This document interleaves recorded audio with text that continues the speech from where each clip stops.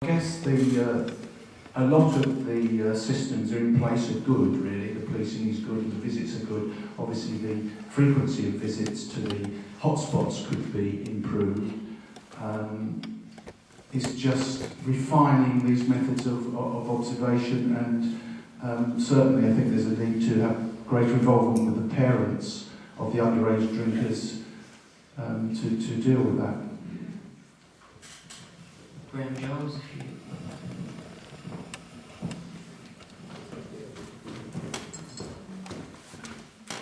This really is a very serious issue, and there are solutions.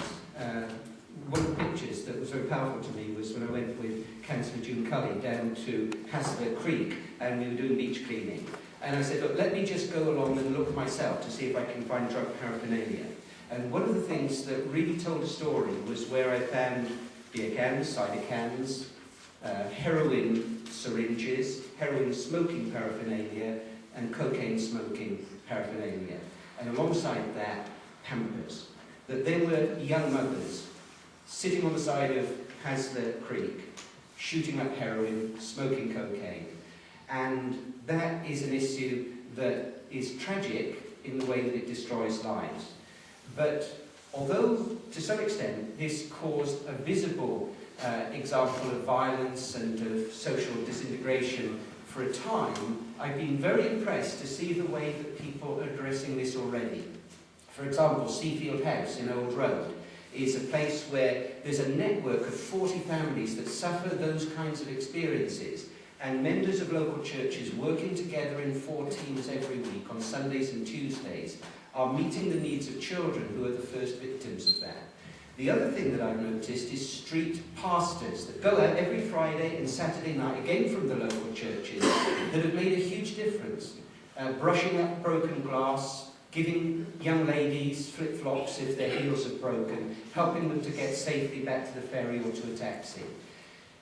The other thing is this community and Stubbington have dealt with it through community policing and neighbourhood watches and people working together. For example, the work of Sergeant Jennings, who addressed underage drinking in Stubbington.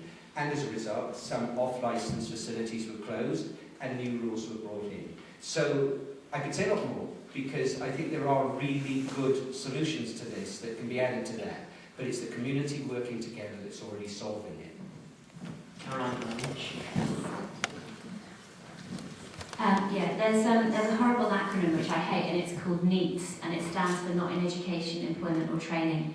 And 1/5 of all the people aged between 17 and 23 in this country fall into that category, and it's actually much higher. That figure is much, much higher in this particular area. And that, to me, I think, is one of the fundamental causes of why we have so many teenagers and young people who are turning to drink and to drugs, because they feel like they have no aspiration, they feel like they don't have a right, they feel like they don't deserve to have aspirations or dreams or ambitions in life. And I think potentially there's also the reason for that is because there aren't the opportunities for people to do the training that they want to do in this area. There's not enough vocational training. If you come from a family which is 3rd or 4th generation unemployed, where nobody in your family has ever worked, and you think to yourself, you might like to be a hairdresser or a carpenter or an engineer, you would have to get on a bus and travel to somewhere like South Downs College or Highbury or Southampton or Portsmouth in order, maybe Fareham, to do it. And I think that we're putting barriers in the way of people achieving their aspirations. You need to be able to get these people to achieve their aspirations here in this area in order to get them out of the poverty and the desperation and the hopelessness that turns people to drink and to drugs.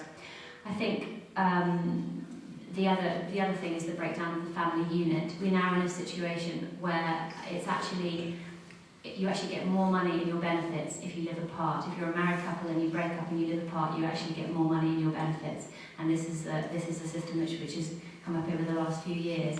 And how can that be? You know, when someone that comes from a broken home is 70% more likely to be unemployed and 75% more likely to get into drugs. I think we need to concentrate on restoring the family unit, restoring family values, and getting back to the old-style family ways, and nurturing our children and taking responsibility for our children. It seems that over the years, people seem to think it's the state that's responsible for everything in life, not just the education of their children, providing the moral framework by which they live, and I think it's up to the families and the communities to provide that too. Rob Highlands, please.